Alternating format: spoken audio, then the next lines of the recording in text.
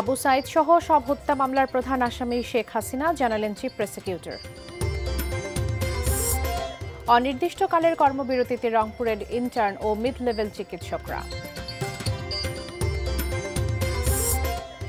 জামালপুরে বাস অটোরিকশা সংঘর্ষে নিহত এক, বাসে আগুন, শ্রমিকদের রাস্তা অবরোধ।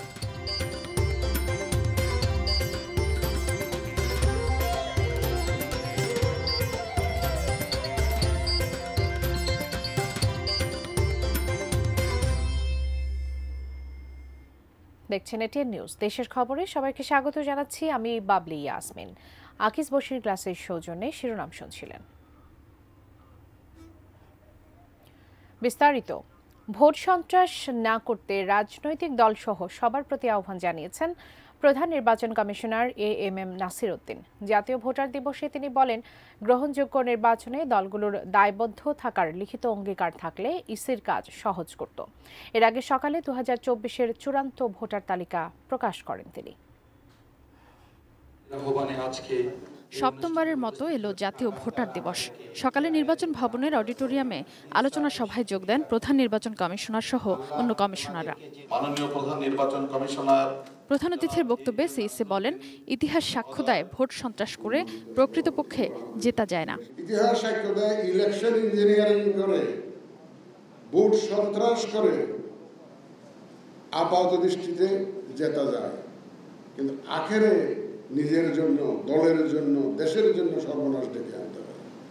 আখেরে টিকা যায় না। কেউ এই জাতীয় উদ্যোগ নেবেন না, কেউ এই জাতীয় চেষ্টা করবেন না।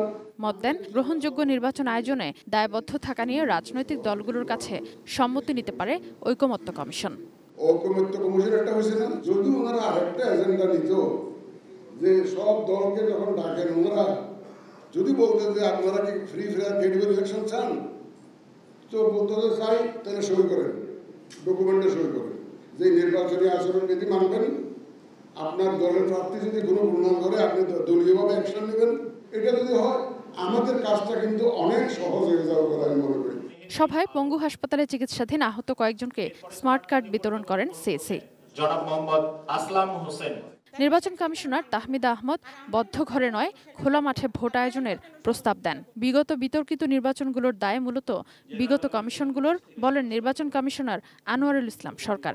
আরেক কমিশনার আবুল ফজল মোহাম্মদ সানাউল্লাহ বলেন, ভোটে কারো কর্তৃত্ব দেখতে চায় না ইসি। রুদ্ধদ্বার রুমে যদি সেই ভোট অনুষ্ঠান করি, তাহলে কি সেটা স্বচ্ছ হবে?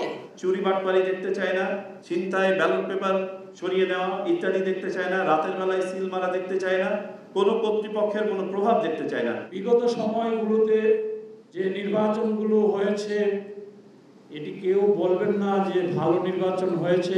আমি মনে করি এর কোনো দায় বা নির্বাচন কমিশনের। এর আগে সকালে নির্বাচন ভবনের সামনে দিবসটির উদ্বোধন করেন সিইসি। উদ্বোধনী অনুষ্ঠানে 2024-এর চূড়ান্ত ভোটার তালিকা প্রকাশ করেন তিনি। 12,37,32,274 এটা আজকের দিনে ভোটার সংখ্যা। Sadia Afroz, ATN news, Dhaka. July আগস্টের গণহত্যার ঘটনায় রংপুরের প্রথম শহীদ আবু সাইদ হত্যা মামলায় ক্ষমতাচ্যুত প্রধানমন্ত্রী শেখ হাসিনা থাকবেন প্রধান আসামি। এই মামলার প্রতিবেদনে শেখ হাসিনার হুকুমে সাইদকে হত্যার কথা উল্লেখ থাকবে। এছাড়া শেখ হাসিনার বিরুদ্ধে হওয়া মানবতাবিরোধী অপরাধের সব মামলার ভিত্তিতে একটি আলাদা তদন্ত প্রতিবেদন চলতি মাসের মধ্যে হয়ে যাবে বলে আশা করছেন আন্তর্জাতিক অপরাধ ট্রাইব্যুনালের chief prosecutor advocate Mohammad Tajul Islam. রোববার প্রসিকিউশনের পক্ষ থেকে ট্রাইব্যুনালে কোটা সংস্কার আন্দোলনে রংপুরে পুলিশের গুলিতে নিহত বেগম রোকেয়া বিশ্ববিদ্যালয়ের ছাত্র আবু সাইদ হত্যা মামলায় সরাসরি জড়িত এমন 4 জনকে গ্রেফতার দেখানোর আবেদন করা হয়।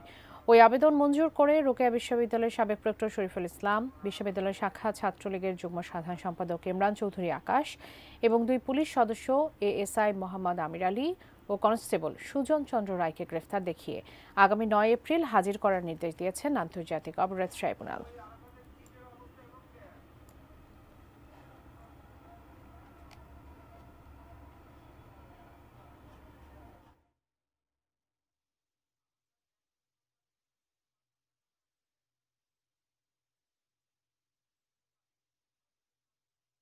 শেখ হাসিনার হুকুমের কথা সবকিছু উল্লেখ থাকবে, কিন্তু এইখানে শেখ হাসিনা বাদে বাকি যারা পারপিট্রেটর গ্রাউন্ডে ছিলেন তাদের বিরুদ্ধে রিপোর্টটা দাখিল হবে। 9 এপ্রিলের মধ্যেই আমরা আশা করছি আবু সাঈদের ঘটনার তদন্ত রিপোর্ট এই আদালতে দাখিল করা সম্ভব হবে। শেখ হাসিনার বিরুদ্ধে একটা আলাদাভাবে তদন্ত রিপোর্ট দাখিল হবে, কিন্তু সকল মামলার ঘটনার প্রধান আসামি শেখ হাসিনা এবং সবগুলো মামলা তার নির্দেশে হয়েছে, এভাবেই সমস্ত রিপোর্টগুলো আমাদের কাছে এসেছে। আমরা আশা করছি এই মাসের মধ্যে শেখ হাসিনার বিরুদ্ধে যে তদন্ত রিপোর্ট সেটা আমরা পেয়ে যাব। দর্শক, পবিত্র মাহে রমজানের প্রথম দিনেই সপ্তাহের প্রথম কর্মদিবস। অফিস শেষে যানজটের ভোগান্তি ছাড়াই দ্রুত ঘরে ফিরতে চান রোজাদার কর্মজীবীরা। কি অবস্থায় রাজধানীর ব্যস্ত সড়কগুলোর, সে কথা জানবো সহকর্মী আরাফাত সিদ্দিকের কাছ থেকে। আরাফাত, এখন তো আসলে কর্মঘণ্টা শেষ হয়ে গেছে, আপনি ব্যস্ততম একটি এলাকা কাকরাইলে আছেন, সেখানকার সড়কের ব্যস্ততা কেমন দেখছেন? আরাফাত, নিশ্চয়ই আছেন আপনি আমাদের সাথে। বলছিলেন যে আমরা রয়েছি কাকরাইলে এই মুহূর্তে যানজট পরিস্থিতি তেমন একটি যে ভয়াবহ সেটি বলা যাবে না, কেননা অন্যান্য সপ্তাহের কর্মদিবসগুলোতে বিশেষ করে গত বৃহস্পতিবারেও আমরা যে অবস্থা দেখেছি কাকরাইল কিংবা সারা ঢাকা শহরই, সেই তুলনায় এখন এই ইফতারের আগে আগে কর্মদিবসের যখন সপ্তাহের প্রথম কর্মদিবস এবং প্রথম রমজানের দিন, মানুষ যারা কর্মজীবী মানুষ যারা রয়েছেন, রোজদার মানুষ যারা রয়েছেন, তারা অবশ্যই দ্রুত ঘরে ফিরতে চান। তাদের জন্য একটু সুখবর দেয়া যায় যে এই মুহূর্তে আসলে রাজধানীর বিভিন্ন জায়গায় যানজট পরিস্থিতি খানিকটা সহনীয় পর্যায়ে রয়েছে।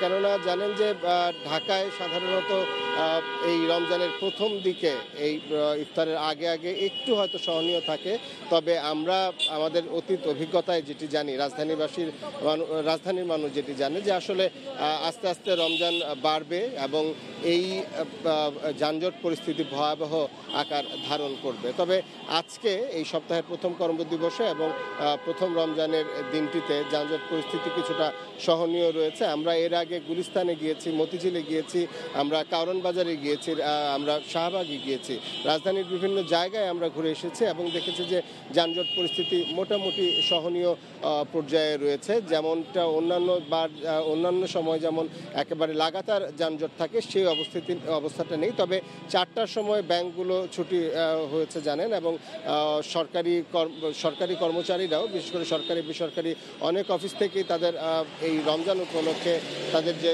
কর্মদিবস 4টা অথবা 5টা করা হয়েছে, এবং সেই উপলক্ষে বলা চলে যে ছুটির সময়টা আসলে এখন শুরু হলো। অর্থাৎ আগামী 1 ঘন্টায় যানজট পরিস্থিতি কী দাঁড়ায় সেটির উপরে আসলে নির্ভর করবে যে কর্মজীবী রোজদার মানুষ কতটা স্বস্তি নিয়ে নিজ নিজ ঘরে নিজ পরিবারের সাথে ইফতার করতে যেতে পারবেন।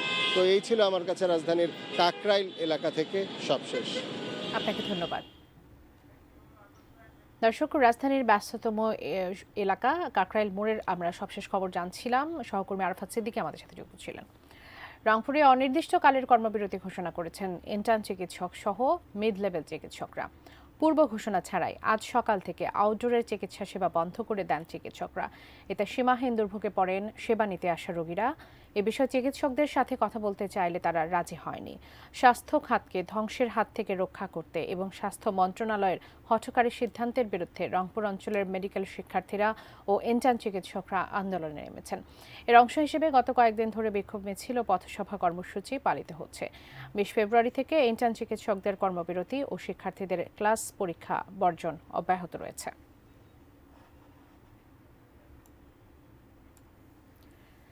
জামালপুরের সদর উপজেলার শরীফপুরে বাস ও অটোরিকশার মুখোমুখি সংঘর্ষে নিহত হয়েছেন 1 জন, গুরুতর আহত হয়েছেন আরও 3 জন।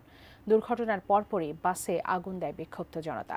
সকাল 8:30টার দিকে জামালপুর ময়মনসিংহ সড়কের শরীফপুর এলাকায় এই ঘটনা ঘটে। স্থানীয়রা জানায়, ময়মনসিংহ থেকে ছেড়ে আসা একটি বাসের সঙ্গে শরীফপুর থেকে নান্দিনাগামী একটি অটোরিকশার মুখোমুখি সংঘর্ষ হয়। এতে অটোরিকশার 4 যাত্রী আহত হয়। আহতদের হাসপাতালে নেওয়ার পথে 1 জনের মৃত্যু হয়। নিহত অটোরিকশার যাত্রীর নাম আবুল কাশেম। তিনি সদর উপজেলার শরীফপুর ইউনিয়নের হরিপুর গ্রামের আব্দুল আজিজের ছেলে। আহত অন্য যাত্রীদের জামালপুর জেনারেল হাসপাতালে ভর্তি করা হয়েছে। দুর্ঘটনার পর বিক্ষুব্ধ জনতা বাসটিতে আগুন ধরিয়ে দেয়, পরে ফায়ার সার্ভিস এসে আগুন নিয়ন্ত্রণে আনে। দর্শক, এ পর্যায়ে একটা বিরতি নিচ্ছি, ফিরছি একটু পর, সঙ্গেই থাকুন।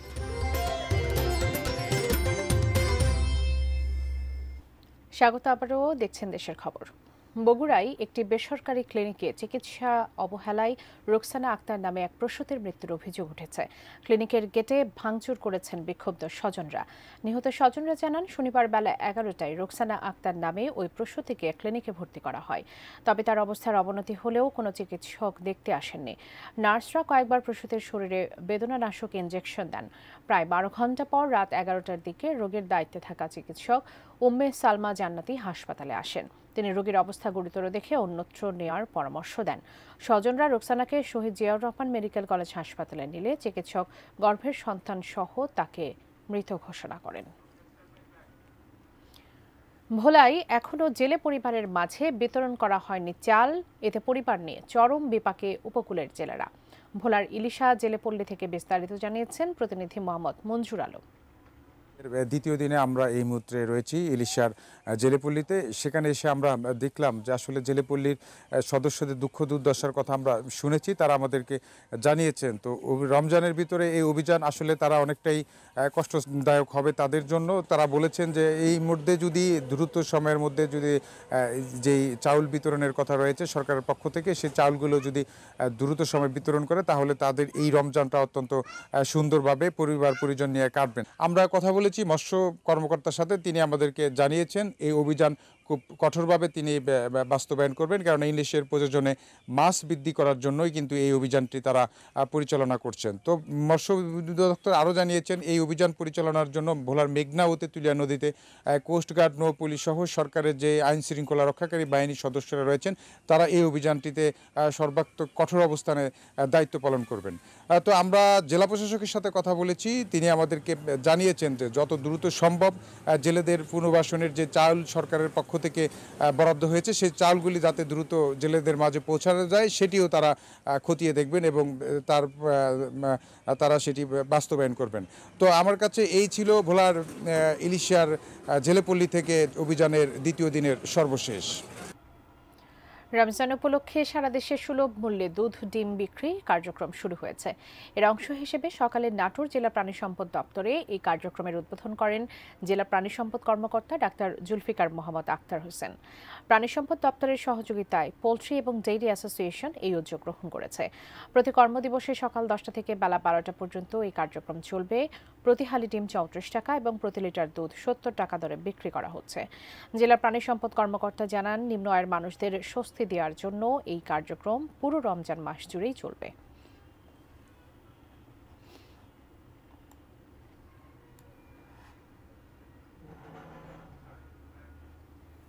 সময় হলো আর একটা বিরতি নেবার, ফিরছি একটু পর, সঙ্গেই থাকুন।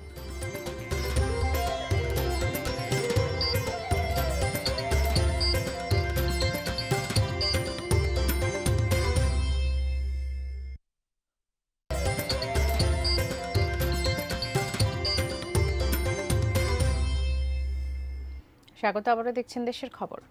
নড়াইল জেলার মুন্সিবাড়িটি প্রায় 450 বছর আগে প্রতিষ্ঠিত। আজও মসজিদটিতে নিয়মিত নামাজ ও জুমার নামাজ আদায় করেন মুসল্লিরা। প্রত্নতাত্ত্বিক নিদর্শন এই মসজিদ ঘিরে প্রচলিত রয়েছে অনেক লোককথা। জরুরি কথা হলো, ঐতিহ্যবাহী মসজিদটি টিকিয়ে রাখতে প্রয়োজন রক্ষণাবেক্ষণ ও সংস্কার।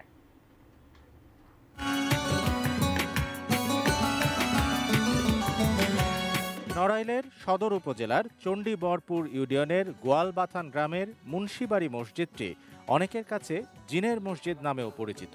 প্রাচীন এই মসজিদটি ঘিরে লোকমুখে নানা গল্প কথা প্রচলিত আছে।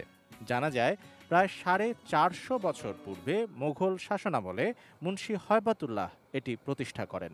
5 একর 70 শতক জায়গার উপর নির্মিত মসজিদটির দৈর্ঘ্য 50 ফুট এবং প্রস্থ 30 থেকে 35 ফুট।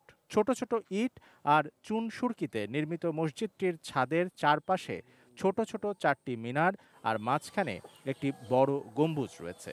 পাশেই রয়েছে পুকুর।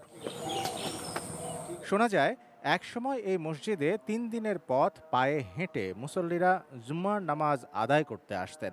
এর প্রতিষ্ঠাতা মুন্সি হায়বাতুল্লাহর বংশধরেরা আজও গোয়ালবাথান গ্রামে বসবাস করছেন। এলাকাবাসী আজও জুম্মার নামাজ সহ জামাতে নামাজ আদায় করে থাকেন। যখন এই মসজিদ প্রথম করা হয় তখন অনেক আশেপাশের লোকজন দূর দূরান্ত থেকে এখানে নামাজ পড়তে আসতো। উপমহাদেশের বিভিন্ন জায়গার লোক এই মসজিদে ওনার তাবলিগ জামাতে এখানে অবস্থান করেছেন। আমি পর্যটক হিসেবে এখানে আসছি এই মসজিদের মানে অবস্থাটা দেখার জন্য। এই প্রত্নতত্ত্ব নিদর্শনটিকে রক্ষায় বিভিন্ন সময় সরকারের বিভিন্ন দপ্তর থেকে কর্মকর্তারা পরিদর্শন করে গেলেও তেমন কোনো উন্নয়ন বা সংস্কার আজও হয়নি। যে প্রকল্প আমাদের আসে আমরা সেভাবে এটাকে পুরানো আমাদের ঐতিহ্য ইতিহাস হিসাবে ধরে তার সংস্কার এবং এর প্রয়োজনীয় ব্যবস্থা ইসলামিক ফাউন্ডেশন করবে। ঐতিহ্যবাহী মসজিদটির সংস্কার এবং শৌচাগার ও অজুখানা তৈরিতে সহযোগিতার হাত বাড়াবেন দাতারা, এমনটাই প্রত্যাশা নড়াইলবাসীর। Shamsul Arefin, desk report, ATN news. দর্শক, এখন দেখব আরএফএল এসডব্লিউআর এর সৌজন্যে আজকের সেহরি ও ইফতারের সময়সূচি।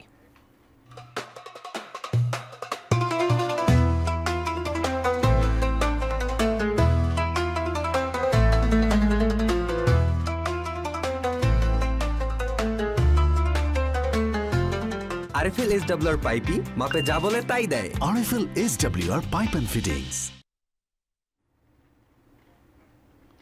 দেশের খবর শেষ করার আগে আকিস বশির গ্লাসের সৌজন্যে শিরোনামগুলো জানিয়ে দিচ্ছি আরো একবার।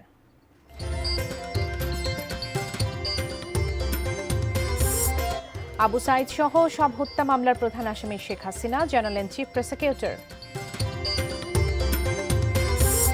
অনির্দিষ্টকালের কর্মবিরতিতে রংপুরের ইন্টার্ন ও মিড লেভেল চিকিৎসকরা। জামালপুরের বাস অটোরিকশা সংঘর্ষে নিহত এক, বাসে আগুন, শ্রমিকদের রাস্তা অবরোধ।